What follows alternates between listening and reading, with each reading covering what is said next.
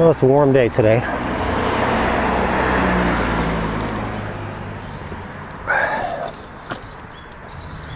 Going back to Strava,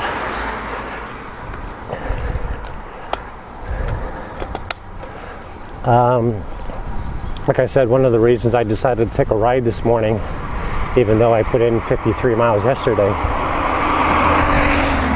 is I joined a challenge to see how many miles I could ride in May. So it's just too damn nice not to get out and ride to begin with. So let's just leave it at that. But I've been picking up a few additional people that I've been following on Strava and who are following me. And there's one young woman who's out in, I believe it's Michigan. She puts in a lot of miles apparently.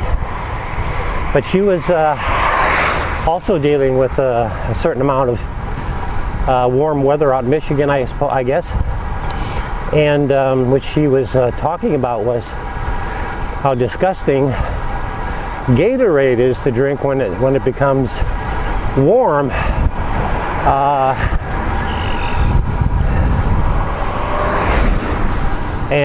So she got a few comment replies, offering suggestions, the obvious stuff, put it in the freezer and freeze it before you go for a ride and things of that nature. And all well-meaning and helpful comments. But the reason I bring up that is not so much because of I had a better idea about keeping your drink cold on a warm day, but what you are actually drinking instead. So there's another YouTube channel that is called Chef John, and well, actually it's Chef John, and the YouTube channel is Food Wishes.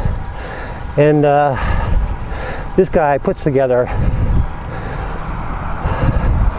videos showing you how to do certain food recipes. But one of the recent recipes that he had was for a sports drink, which he titled the video as Gatorade, kind of a play on words, suggesting that this was better than Gatorade. Well, the recipe he has is better than the Gatorade recipe. Anyway, the point I'm trying to make about this is I pass that information along to the woman who's talking about how disgusting warm Gatorade tastes. And I was suggesting that, well, maybe your solution is not to drink Gatorade to begin with. So I passed along the recipe to her, and I actually tried it out, and it's really good. The thing I like about it is that it doesn't have all that processed sugar in it that you typically find with off-the-shelf sports or energy drinks. And I guess the best way I can describe it is it's a cleaner tasting drink. It doesn't have that aftertaste of sugar. In fact, I think Chef John mentioned in his blog comment about the recipe that there's a football team out in Michigan or someplace that banned the use of Gatorade because of all the processed sugar in it. Oh, I hate when these guys run this side of the road.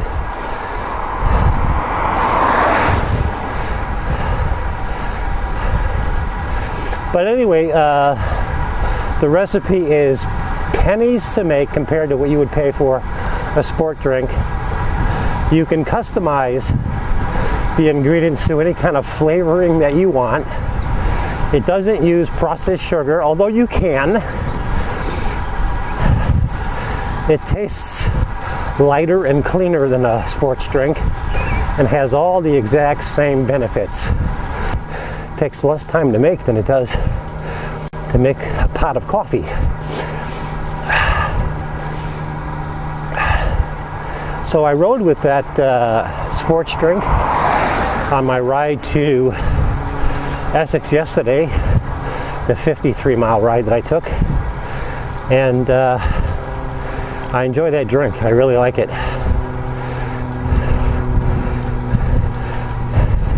It tastes like slightly flavored water, and that's it. You don't get a sweet aftertaste in your mouth or anything else.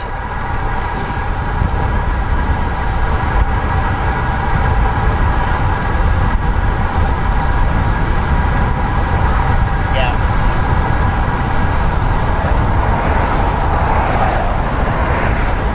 Now, yesterday was on the warm side as well, and I'm coming back to the whole point of this conversation.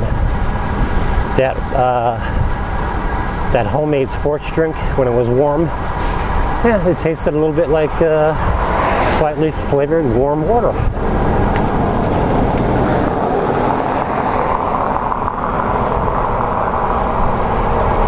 So anyway, the woman that I provided this comment about, so that she might think about using the Chef John recipe for sports drink,